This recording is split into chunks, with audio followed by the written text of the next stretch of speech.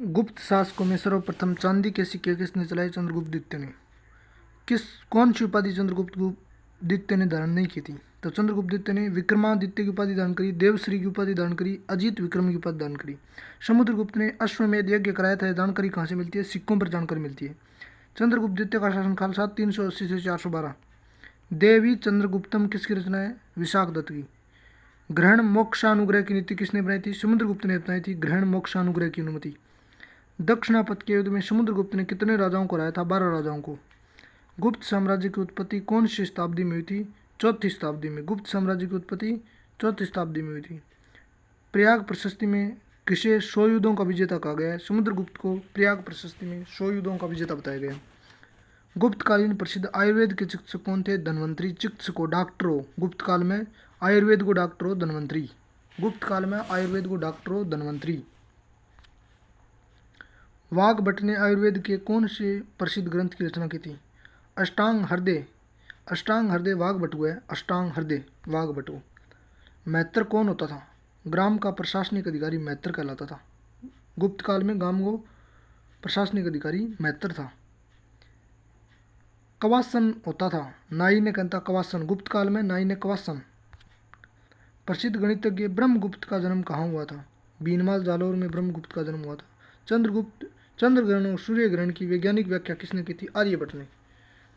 त्रिभुज का क्षेत्रफल निकालने का सूत्र किसने दिया था? आर्यभट्ट ने।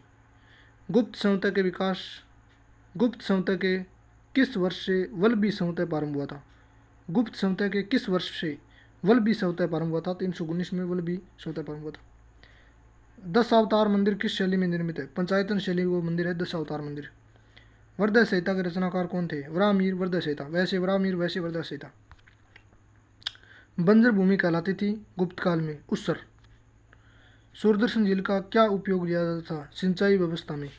सूरदर्शन सिंचाई व्यवस्था में। शूद्रों को कृषक किसने कहा था? एनसोंग ने शूद्र लोगों को कृषक बताया था। एनसोंग ने। गुप्त सेना के कितने अंग थे? तो 4 अंग थे। गुप्तांग टाइम में सेना का 4 अंग। कितना अंग? 4 अंग। प्रांतीय प्रशासन की सबसे छोटी इकाई गांव था। गोमलिक कौन था? वन अधिकारी था गोमलिक।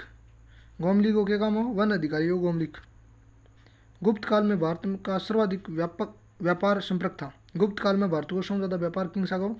दक्षिणी पूर्वी एशिया के साथ। दक्षिणी पूर्वी एशिया यानी थाईलैंड, इंडोनेशिया, इन देशों से गुप्त काल में भारत का सर्वाधिक व्यापार चलता था गुप्तांग टाइम में। निम्न में से कौन चंद्रगुप्त द्वितीय के नवरत्नों में नहीं था? चंद्रगुप्त द्वितीय के दरबार में भी नवरत्न बम नवरत्नम धन्वंतरी शंकु वराहमिहिर ए आदमी आ नवरत्नम धन्वंतरी शंकु वराहमिहिर। गुप्त राजाओं को किसके अवतार के रूप में देखा जाता है? जितने भी गुप्तों के राजा हुए उन्हें विष्णु का अवतार माना जाता है। गुप्त राजाओं को विष्णु का अवतार माना जाता है। प्रसिद्ध गुप्तकालीन विद्वान भास ने किस पुस्तक की रचना की थी? तो प्रसिद्ध गुप्तकालीन विद्वान भास ने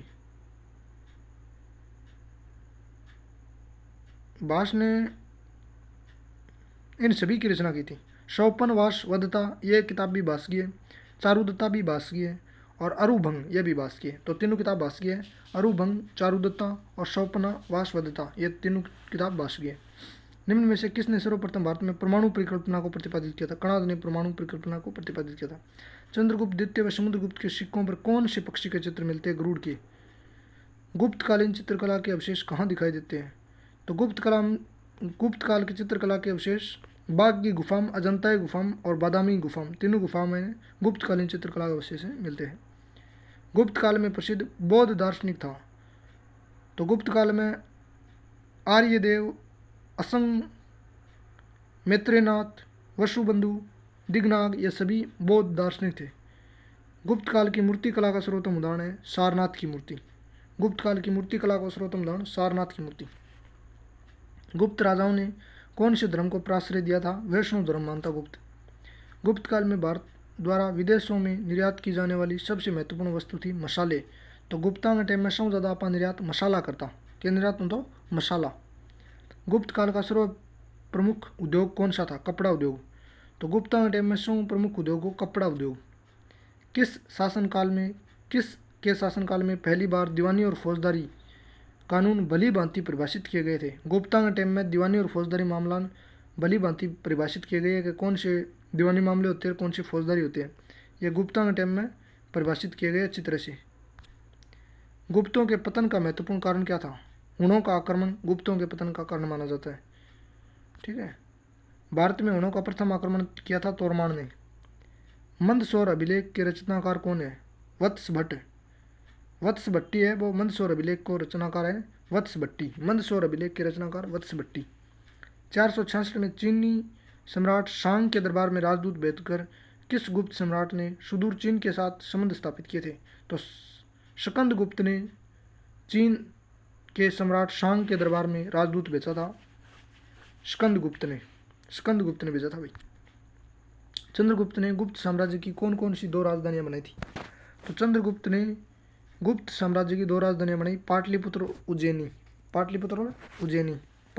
उज्जैनी। गुप्त चंद्रगुप्त द्वितीय की विजयों का उल्लेख किसके लेख में मिलता है? उदयगिरी गुहा लेख में चंद्रगुप्त द्वितीय की विजयों का उल्लेख मिलता है उदयगिरी गुहा लेख में। चंद्रगुप्त द्वितीय का काल कौन से धर्म का चरमोत्कर्ष काल था? ब्राह्मण धर्म का चरमोत्कर्ष काल था चंद्रगुप्त द्वितीय का काल। महान बौद्ध विद्वान व भिक्षु वसुबंधु को किसके दरबार में संरक्षण प्राप्त था? तो समुद्रगुप्त के दरबारी हो वसुबंधु। महान बौद्ध विद्वान था वसुबंधु, समुद्रगुप्त के दरबार में। तो चंद्रगुप्त द्वितीय की कौन सी उपाधि थी? चंद्रगुप्त द्वितीय ने उपाधि धारण की थी विक्रमादित्य की, परम भागवत की। ये तीनों उपाधि चंद्रगुप्त द्वितीय की है, विक्रमादित्य, परम भागवत। चंद्रगुप्त द्वितीय किस अन्य नाम से जाना जाता है? चंद्रगुप्त द्वितीय को देवगुप्त, देवराज, देवश्री, ये सभी नाम जाने जाते हैं चंद्रगुप्त द्वितीय को। चंद्रगुप्त द्वितीय की कौन सी उपाधि थी? विक्रमांक द्वितीय, परम भागवत, विक्रमादित्य, ये सभी उपाधियां थी।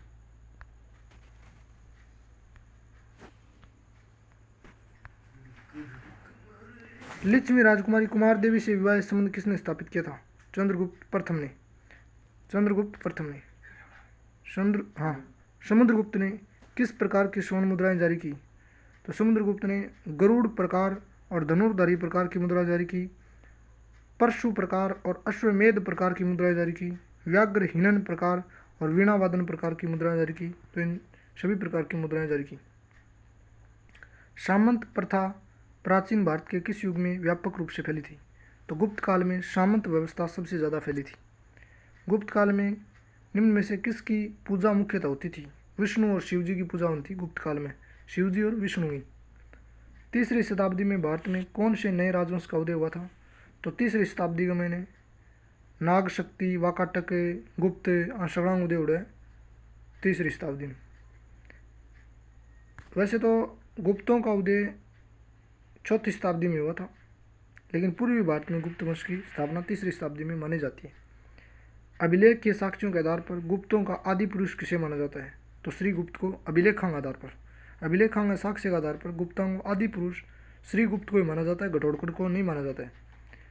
तो अभिलेखांग आधार पर आदि पुरुष श्रीगुप्त को ही माना जाता है। मालवा काल गणना निम्न में से किस सभ्यता से अभिन्न थी? तो गुप्त काल से भिन्न थी। मालवा काल गणना निम्न में से किस सभ्यता से अभिन्न थी? तो गुप्त काल से।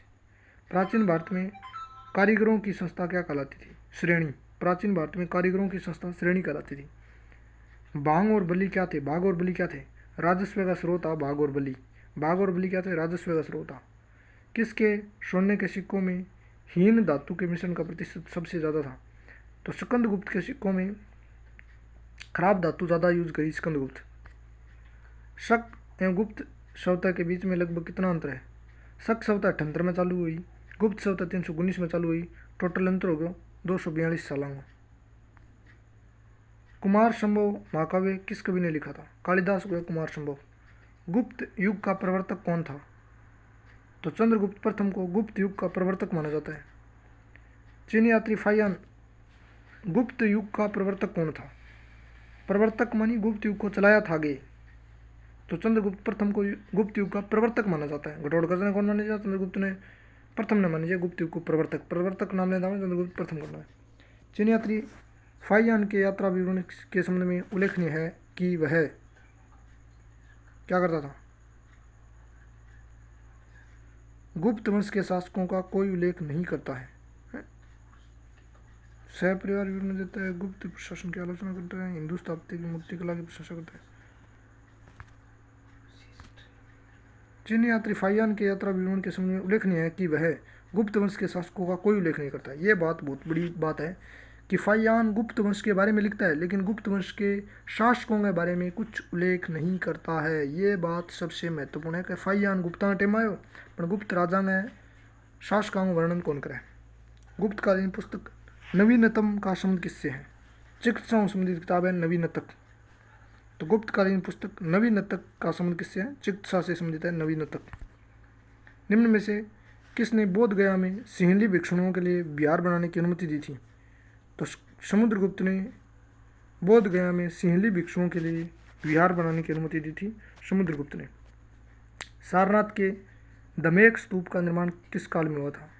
गुप्त काल में हुआ था सारनाथ के दमेक स्तूप का निर्माण। स्कंदगुप्त को किस स्तंभ लेख में शक्रोपम कहा गया है? तो स्कंदगुप्त को शक्रोपम कहोम स्तंभ अभिलेख में शक्रोपम बताया गया, कहोम स्तंभ लेख में। गुप्त शासकों द्वारा क्षेत्रप राज्य की विजय के पश्चात जारी किए गए नए सिक्कों का भार कितना था? का भार स्तर था 32 ग्रेन। अमरकोश के लेखक अमर सिंह किस शासक के दरबार से जुड़े थे? चंद्रगुप्त द्वितीय का दरबारी हो अमर सिंह। न्यूटन के सिद्धांत से बहुत ही पहले किसने गुरुत्वाकर्षण के सिद्धांत को घोषित कर दिया था? आर्यभट्ट ने। पहला ज्ञात गुप्त शासक कौन था? तो चंद्रगुप्त प्रथम पहला गुप्त ज्ञात शासक था चंद्रगुप्त प्रथम। निम्न में से कौन सा शब्द बाजार केंद्र को संकेतित करता है? निगम बाजार केंद्र को संकेतित करता है। फाहियान के यात्रा विवरण का नाम बताइए। फोकोकी, ये फाहियान का यात्रा विवरण है फोकोकी। चंद्रगुप्त द्वितीय के समय पाशुपतों का एक प्रबल केंद्र था मथुरा में। पाशुपत संप्रदाय में प्रबल केंद्र हो मथुरा के टाइम में, चंद्रगुप्त द्वितीय के टाइम में मथुरा। गुप्त नरेश चंद्रगुप्त द्वितीय की दूसरी राजधानी थी उज्जैन। निम्न में से किस अभिलेख से प्रकट होता है कि प्राचीन श्रेणियों बैंक का भी नाम करती थी? बैंक का भी नाम करती थी।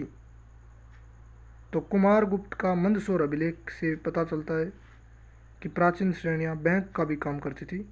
ये कुमार गुप्त का मंदसौर अभिलेख से पता चलता है। गुप्त काल में किस धातु के सर्वाधिक सिक्के जारी किए गए थे? सोना का सिक्का सबसे ज़्यादा, लेकिन क्वालिटी इतनी बढ़िया कोनी। इलाहाबाद स्तंभ के शिलालेख में किसकी उपलब्धियां वर्णित है?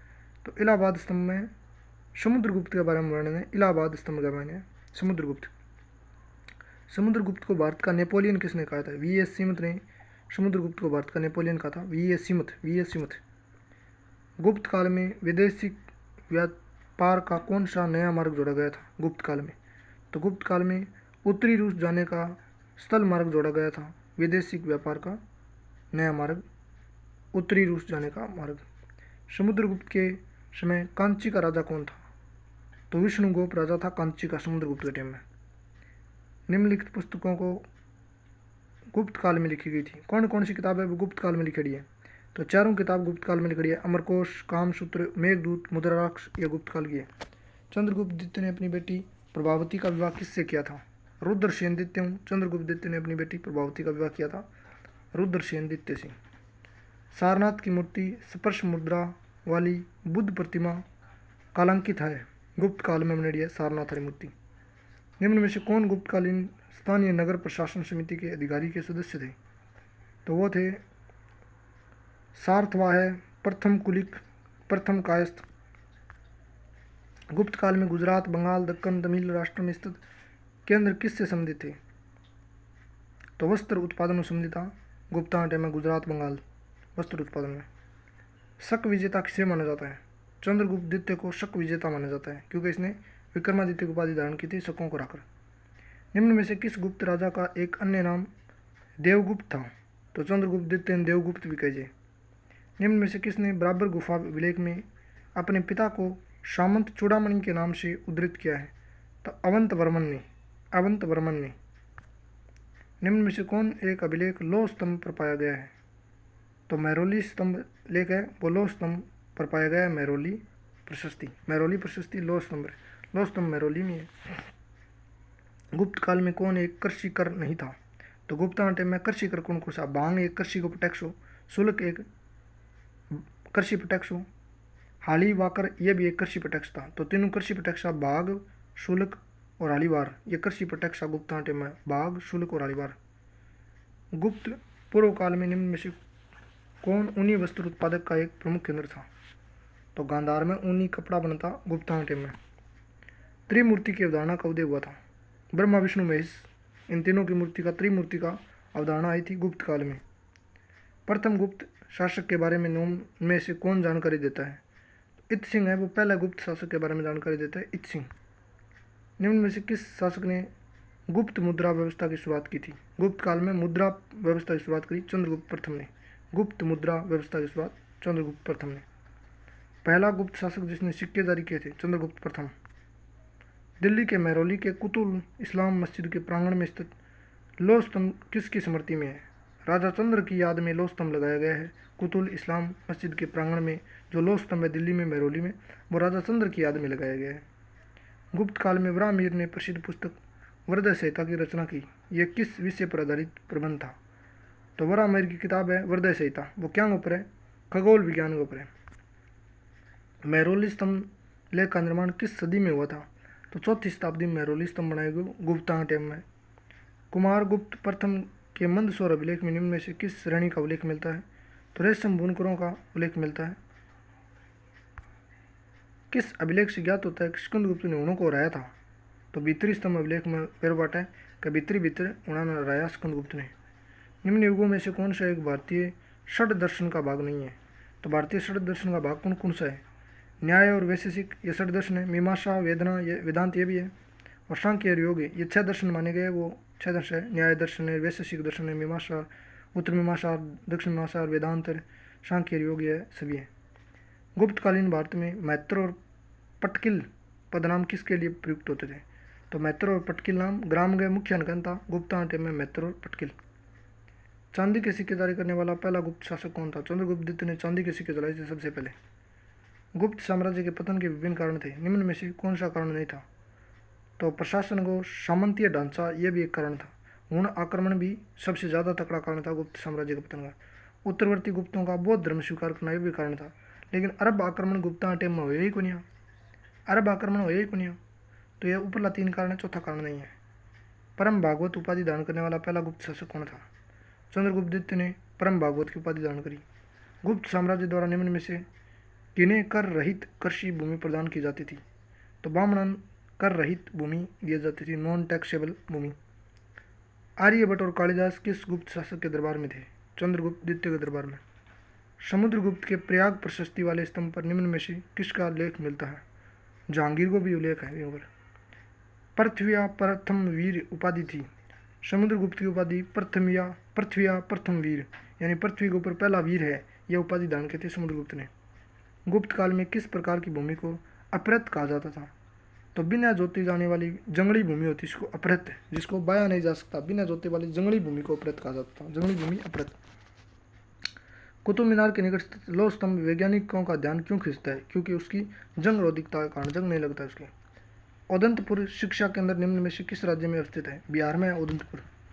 गुप्त राजा जिसने विक्रमादित्य की पदवी धारण की थी, चंद्रगुप्त द्वितीय ने। कन्नौज को सर्वप्रथम महत्ता प्रदान करने वाले थे मौखरी। तो मौखरी वंश वालों ने कन्नौज को सबसे पहले महत्ता प्रदान की थी। कौन सा सही सुमेलित नहीं है?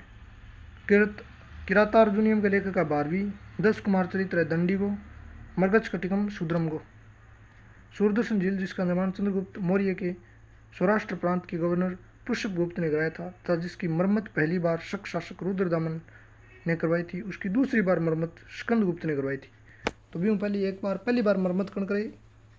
रुद्र दामन ने पहली बार मरम्मत कराई, दूसरी बार स्कंदगुप्त ने मरम्मत कराई। सम्मिलित कीजिए। वास्तु भूमि कौन सी थी? कृषि योग्य भूमि को वास्तु भूमि कहा जाता था गुप्ता टाइम में। कृषि भूमि वास्तु भूमि, अपृत भूमि निवास योग्य भूमि को अपृत भूमि थोड़ी कहा जाता था। ये 2 बार छप गए, गलत है। जंगली भूमि को कहा जाता था अपृत भूमि, और खिल भूमि कृषि के लिए अनुपयुक्त। ये प्रश्न गलत है। किसने अंतिम शक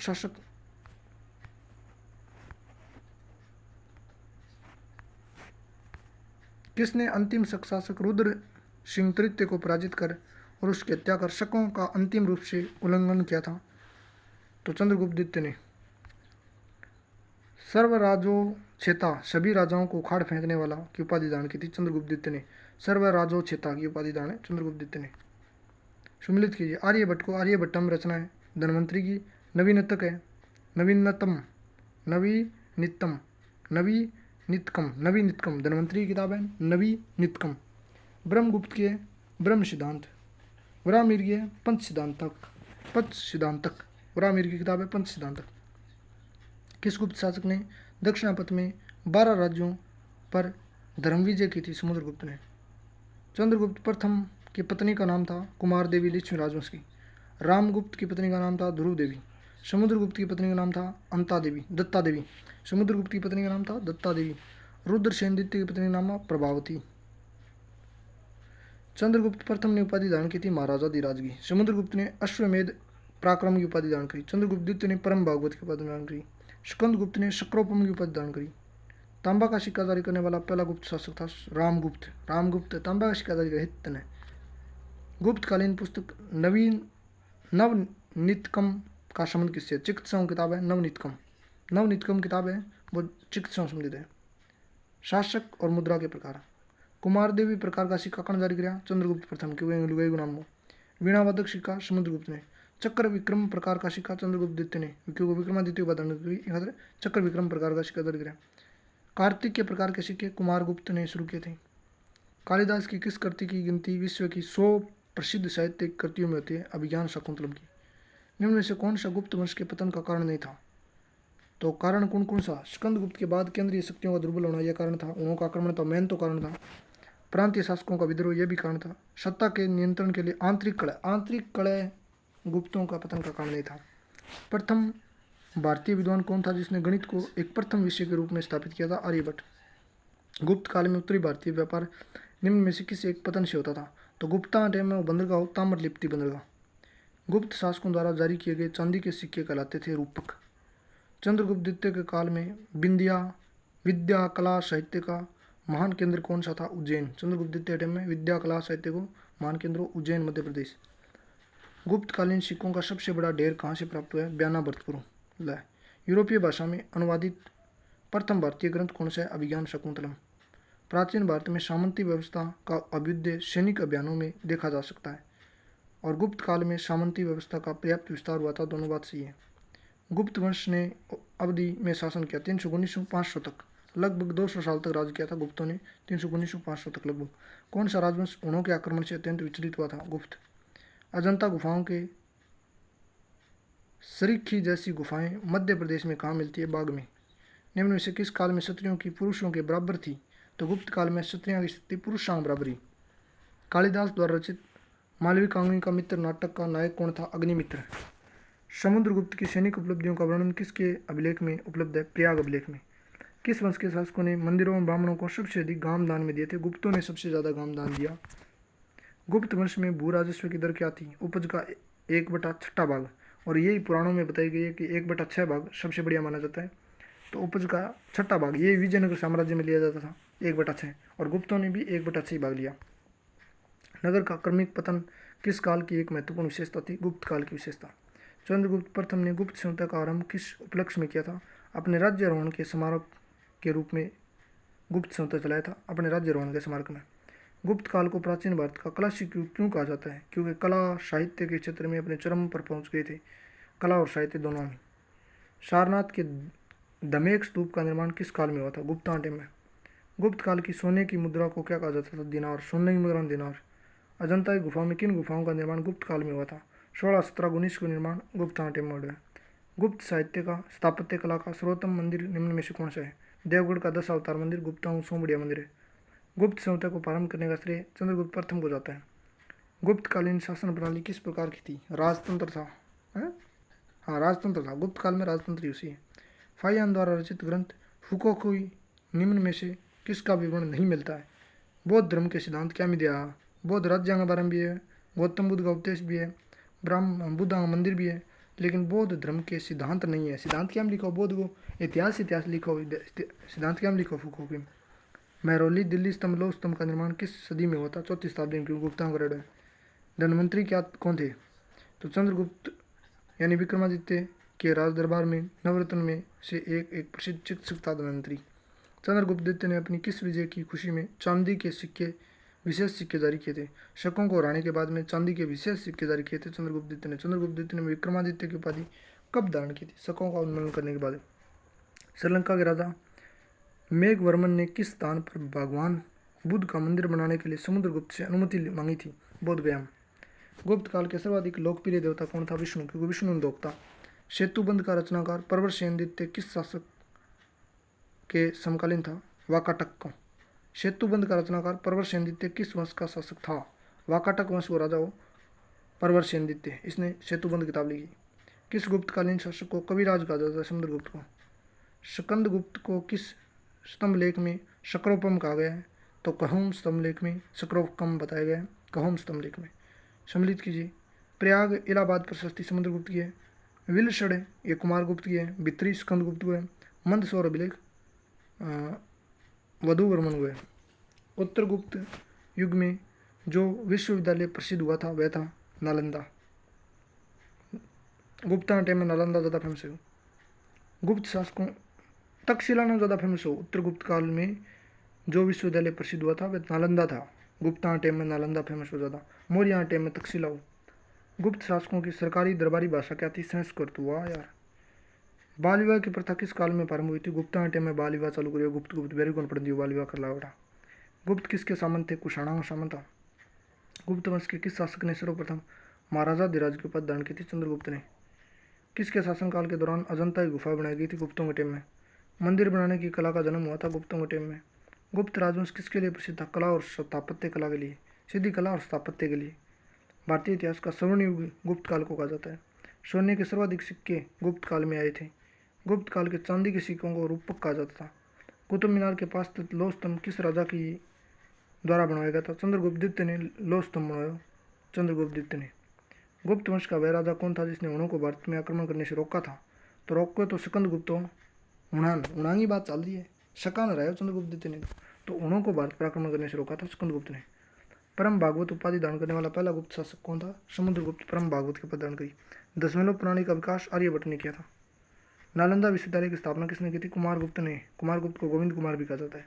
प्रसिद्ध चीनी यात्री फाहियान किसके शासनकाल के दौरान भारत आया था? चंद्रगुप्त द्वितीय के दरबार में आया।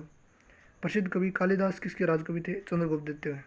इलाहाबाद स्तंभ शिलालेख किसने बनवाया था? हरिसेन ने बनवाया था। इलाहाबाद स्तंभ शिलालेख किसने बनाया था? हरिसेन ने। गुप्त राजा जिसने विक्रमादित्य की पदवी धारण की थी? चंद्रगुप्त द्वितीय। लिच्छवी दोहित्र किसे कहा जाता है? समुद्रगुप्त को। हरिसेन निम्नलिखित राजाओं में से किसका राजकवि था? समुद्रगुप्त को। कनिष्क के शासनकाल में रहने वाले साहित्यकार थे।